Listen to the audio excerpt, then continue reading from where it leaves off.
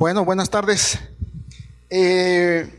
Pues muchas gracias por la invitación, doctor Fausto, a Elisa. Muchas gracias por la invitación. Estoy muy honrado de estar aquí con ustedes. ¿Sí se oye? Sí. Pues me tocó el enorme reto de mantenerlos despiertos, así que voy a hacer lo posible por que estén atentos, ¿no? Y entonces vamos a hablar de otras cosas, quizás un poco diferentes. Vamos a hablar de los dinosaurios, ¿no? Pero en las zonas urbanas, y me refiero a dinosaurios con plumas, ¿no? No a otro tipo de dinosaurios, ¿no? Entonces, yo también agradezco mucho a mis colegas, a Héctor Perdomo, que ahora está en Costa Rica, y a Eira Bermúdez, que ahora está en Holanda, ¿verdad? Que me hayan invitado a exponer estas cosas que hacemos en estos ambientes, ¿no? Y a ver qué es lo que pasa, cómo es que algunas especies de aves enfrentan el ruido que yo llamaría ruido antropogénico en las zonas urbanas, ¿no? Entonces, la comunicación acústica, digamos, en los pájaros es fundamental. Tiene que haber un emisor y un receptor, necesariamente, ¿no? Y estos permite intercambiar información que es vital y crucial, ¿no? Para que se dé esa comunicación, ¿no? Entonces, las aves emiten dos tipos de señales acústicas, que las aves cantan y las aves llaman, que son dos cosas diferentes. Entonces, los cantos estructuralmente son señales más complejas, más elaboradas, y que generalmente se dan en contexto de defensa territorial y atracción de parejas, ¿no? Y los otros son los llamados, que son estructuralmente mucho más simples y cortos, y se usan en diferentes contextos también, por ejemplo en llamados de alarma, alertar de peligro, solicitar alimentos, señales de agresión, entre otras cosas, ¿no? Entonces, ¿qué tan eficaz es ese tipo de comunicación? Bueno, es mucho más eficaz que la comunicación visual, ¿no? Pero esta comunicación acústica está influenciada por varios factores. O sea, para que se dé esa comunicación con mayor efectividad, pues en general la fauna, y en el caso de los pájaros, sobre todo aquellos que son vocales, se enfrentan a una serie de factores para que se dé esa comunicación. Y esta es desde la producción de la señal, ¿no? La transmisión de la señal y la percepción de la señal, ¿no? Entonces nosotros vamos a hablar básicamente de esta parte, ¿no? ¿Sí? Entonces la interrupción de cualquiera de estos mecanismos puede impedir esa comunicación. Y en este caso, pues todo proceso que implique algún tipo de comunicación será limitado por factores que impacten su efectividad en la transmisión. Y esto también se da en ambientes naturales y obviamente que los ambientes urbanos, ¿no? ¿Sí? Y un factor al que se enfrentan las aves en las zonas urbanas es justamente,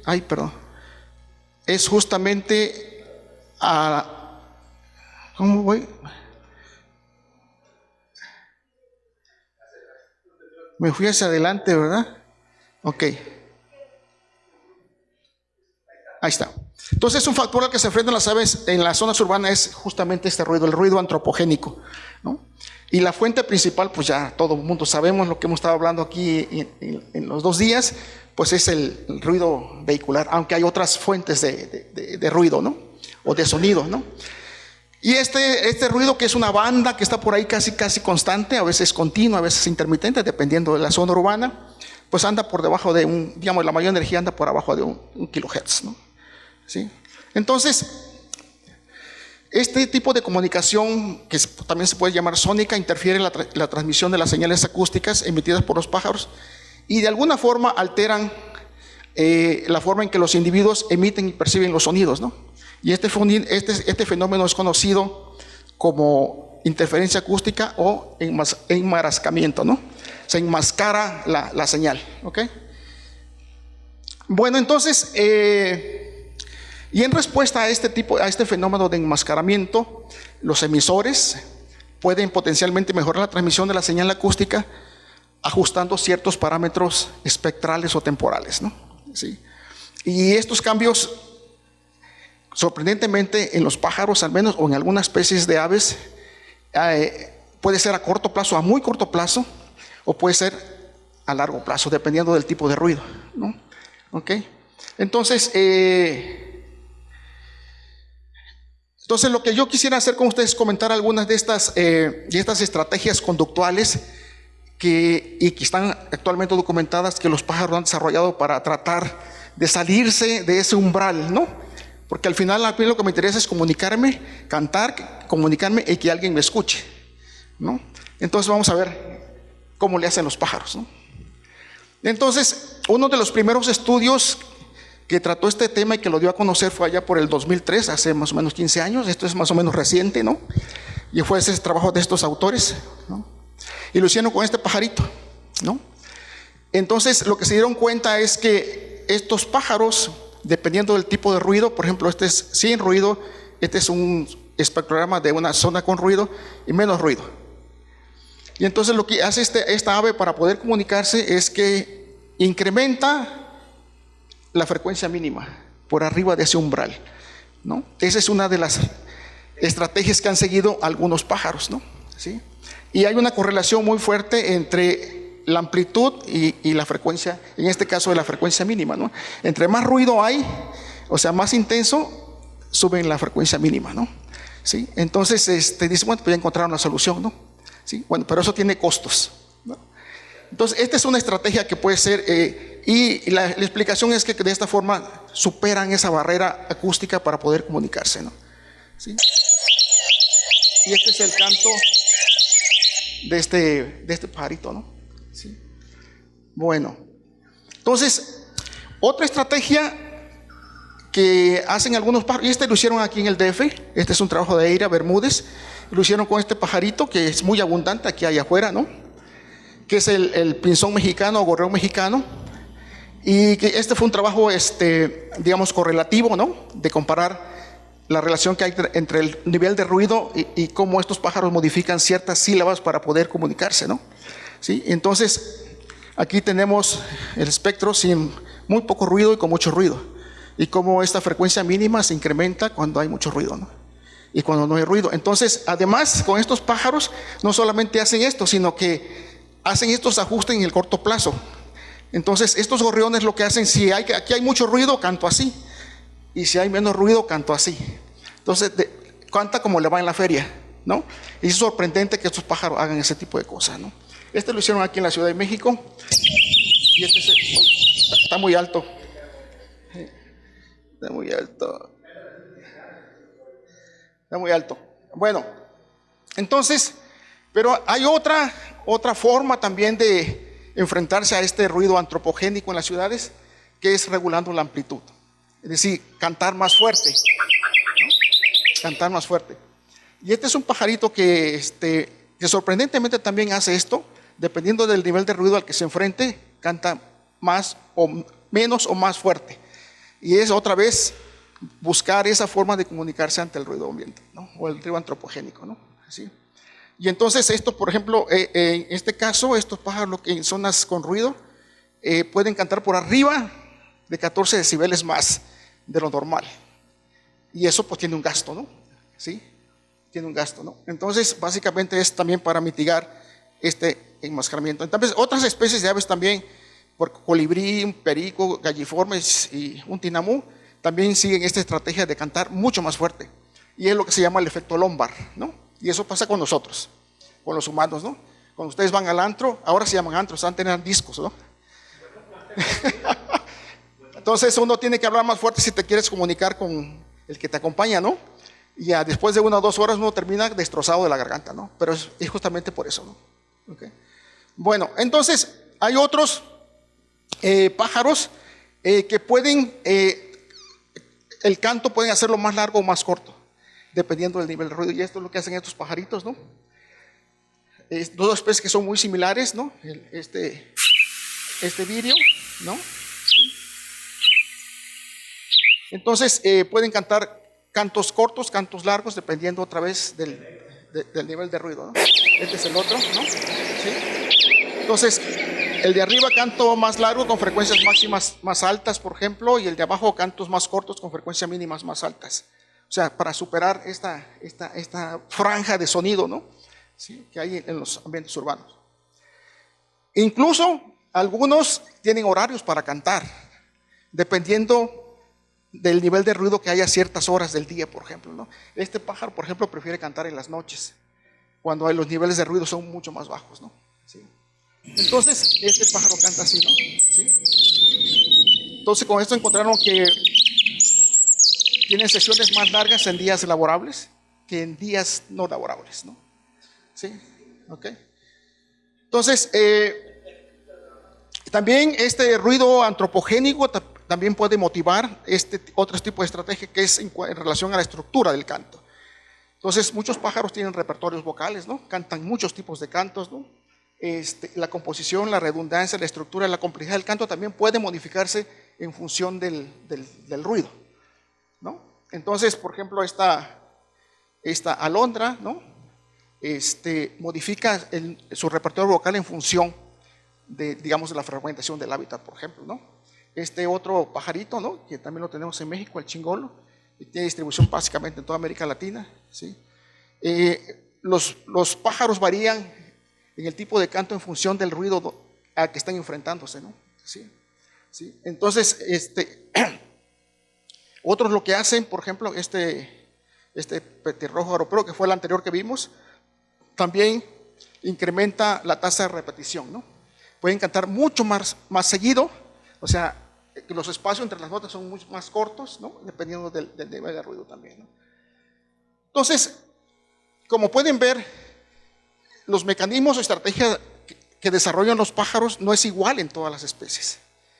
Es diferente esta variación. Bueno, ¿y por qué no todos los pájaros tienen un patrón similar? ¿No? Entonces, lo que hizo Aira, justamente este artículo acaba de salir publicado hace unos días, ella se preguntó, bueno, ¿por qué esa flexibilidad conductual, no? ¿Por qué esa plasticidad vocal en los pájaros, no? Porque no todos responden igual a los niveles de ruido. Y entonces dijo, ¿será que el estilo de canto de los pájaros puede estar explicando esa variación? Los estilos de canto son, por ejemplo, pájaros que cantan con eventual variedad, que cantan, ponga que tienen 5 sílabas y una se llama A, B, C, D, y siempre canta A, B, C, D, ¿no?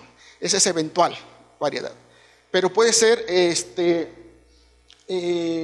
la otra puede ser inmediata variedad, que es de esas 4 sílabas canten A, C, D, E, e intercambien las notas, ¿no? ¿Será que eso es posible? Y entonces lo que hizo fue un trabajo con otras 4 especies, esto lo hizo en Puebla, ¿sí? Estas que tienen estilos de canto bien diferentes, ¿no? Entonces hizo mediciones sobre ruido y diferentes tipos de sílabas que emiten, y el resultado fue negativo. Parece que el estilo de canto no explica tampoco esa variación, ¿no? Entonces, probablemente lo que está explicando es que los cantos de estos pájaros son bastante redundantes, que casi siempre cantan lo mismo, ¿sí? No hay mucha variación. Entonces, es más lo que ella esperaba, que aquellos pájaros que tienen inmediata variedad, que tienen más flexibilidad en el canto, pudieran cambiar estas cosas, y no sucedió así, ¿no? Parece que son otros factores los que están tratando de explicar estas cosas, pero no sabemos cuáles son, ¿no? Y entonces hay efectos negativos sobre las aves canoras, ¿no? Entonces, uno, por ejemplo, es la reducción de abundancia y riqueza de especies. Entonces, uno esperaría que aquellas zonas que son muy ruidosas, con mucha contaminación sónica, tuvieran menor riqueza de especies, por ejemplo, ¿no? ¿Sí?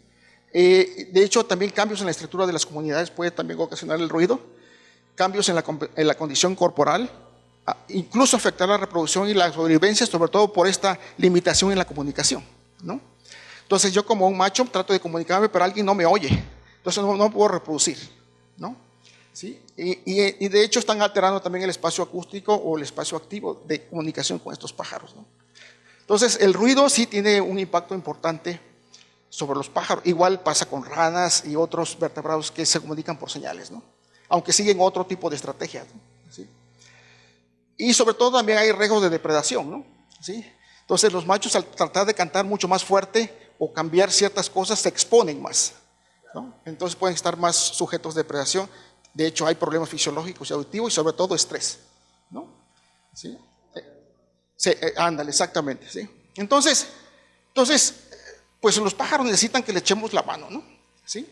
Entonces necesitamos bajar esos niveles de ruido en las zonas urbanas, ¿no? ¿Sí? Entonces hay una enorme variación en cómo las especies de aves responden a la urbanización, ¿no? El ruido urbano explica la abundancia y densidad de aves en las áreas urbanas, pero ¿cómo mitigar el ruido? ¿Cómo podemos bajar esos niveles? Entonces, se han propuesto un montón de cosas, ya aquí se han propuesto algunas, ¿no?, que podríamos implementar para estas cosas, ¿no? Y eso nos lleva a tener ciertas políticas públicas, ¿no?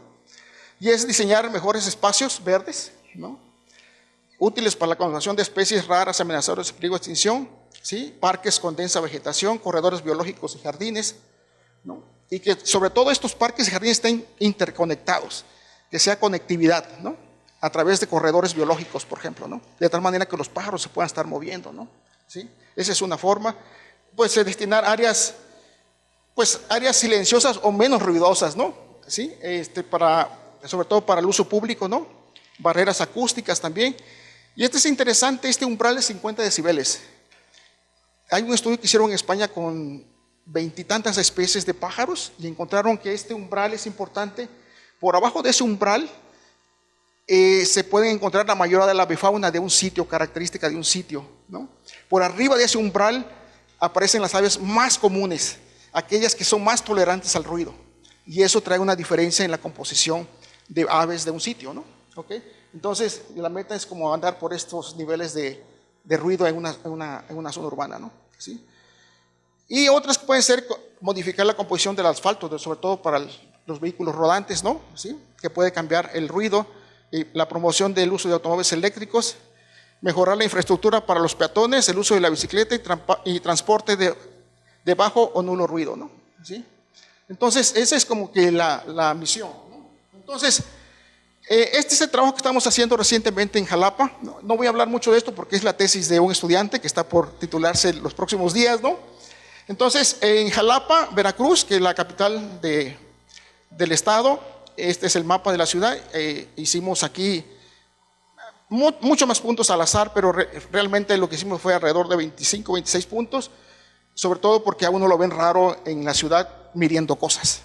Y ahora como la cosa está complicadísima, verlos con binoculares, parábolas, pues llama la atención, ¿no? Entonces muchos lugares nos corrieron, ¿no? Entonces nada más pudimos hacerlo a ciertos puntos, ¿no? ¿Ok? Entonces lo que quisimos saber es cómo, aparte de estas estrategias que los pájaros siguen para comunicarse, de las que ya hablamos, y que se mide generalmente el ruido, ¿no? Y se graban los pájaros y se correlacionan los niveles de ruido con ciertas estructuras del canto. Dijimos, bueno, en la ciudad debe haber otras cosas que de alguna forma están modelando esta conducta de los pájaros, ¿no? Y entonces, porque en la ciudad están los pájaros, pero hay otras cosas más. Hay otros elementos, ¿no? Y esos elementos, pues, toda la infraestructura urbana, que son los parques, los árboles y los edificios. Y estas son muchas estructuras que son reflectantes, ¿no? Reflejan el sonido y son lo que se llaman las reverberaciones, ¿no? ¿Okay? Entonces digo, ¿qué pasa? O sea, ¿cómo se transmite el sonido en una zona urbana? Digo, pues vamos a hacerlo con una señal, que fue este pajarito que está ahí, que es la primavera. ¿Sí? Y entonces, este más o menos fue el diseño, ¿verdad? Que pues es muy similar a todo lo que se hace. Estas señales de estos pájaros fueron emitidas a través de una bocina, ¿no? A esta altura, casi 2 metros. Aquí está el sonómetro y acá está la regrabación de esa señal. Y lo que hicimos fue tener esos puntos en diferentes distancias, desde 10 metros hasta 180 metros, ¿no? A partir del punto. Y lo que hacíamos, pues, era ir a ver esto, sonar la canción por la bocina y regrabarla y a ver qué pasaba, ¿no? ¿Sí? Entonces, y lo que encontramos es que, no voy a entrar en los más detalles de los métodos, ¿no? Pero la distancia máxima de registro de la señal acústica fue de 80 metros, ¿no? En la zona urbana de Jalapa y en los puntos, ¿no? Y la mayor proporción de registro de la misma ocurre hasta 40 metros. ¿Sí? Es donde, entonces, a 10 metros detectamos el 100% de la energía de la señal, a 20 metros también el 100%, pero ya a 40 metros disminuye, y conforme nos vamos alejando, pues menos llega la señal, ¿no? ¿Sí? Y entonces, nos preguntamos, ¿a esto a qué se debe? Entonces, parece ser que el número y altura de los obstáculos de la infraestructura urbana, digamos, árboles, edificios, está relacionado con la energía de la señal, ¿no? ¿Sí? Y tenemos que el número de obstáculos mayor a 1.5 Y si la altura es más o menos igual o superior a 6.8 metros, la energía es menor de 14 decibeles. ¿Sí? Entonces, esta estructura urbana necesariamente está bajando los niveles de energía de esas señales, ¿no? ¿Sí? Entonces, entonces lo que tenemos es que esos obstáculos en las áreas urbanas son estructuras que bloquean la transmisión de las señales acústicas, ¿no? ¿Sí? Entonces, aquí hay falta todavía, que casi siempre es el problema, la altura a la que cantan los pájaros, ¿no? Nosotros estos ejercicios los hicimos así a nivel de nuestros oídos, pero generalmente estos pájaros cantan más alto, ¿no? ¿Sí? Entonces, ese es un detalle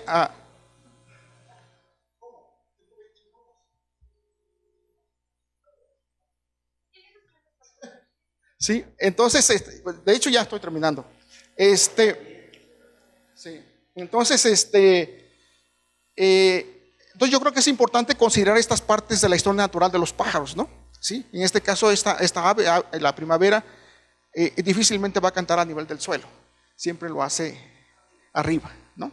Entonces, el problema es cómo medir esas cosas allá arriba, ¿no? Ese es puede ser un edificio o puede ser una casa, ¿sí? O puede ser un árbol, ¿no? ¿Sí? Y en condiciones naturales, en un bosque, estos pájaros siempre cantan en el estrato medio arbóreo, ¿no? ¿Sí? Y entonces, ¿cómo sucede esto en las zonas urbanas? Pues todavía no lo sabemos, ¿no? ¿Sí? Sí, también. Sí, igual. Sí, sí. Entonces, entonces, como podrán darse cuenta, el ruido o este ruido antropogénico de las zonas urbanas sí afecta la comunicación acústica de los pájaros. Y estos, dependiendo de la especie, pues han tratado de darle la vuelta a este obstáculo, desarrollando diferentes estrategias, ¿no? Pero eso tiene un costo fisiológico, sobre todo fisiológico, porque cantar es caro, ¿no? Fisiológicamente es caro. Entonces, todavía no se sabe exactamente por qué los pájaros buscan diferentes estrategias para poder comunicarse, ¿no? Y una parte que hace falta es medir estas posibles reverberaciones que se dan en las zonas urbanas, y que esto puede estar aumentando en algún momento esa amplitud en la comunicación, y por el cual los pájaros realmente no necesitan que la señal llegue muy lejos, sino con la suficiente amplitud como para que los escuchen, ¿no? Pero eso todavía falta. Muchas gracias.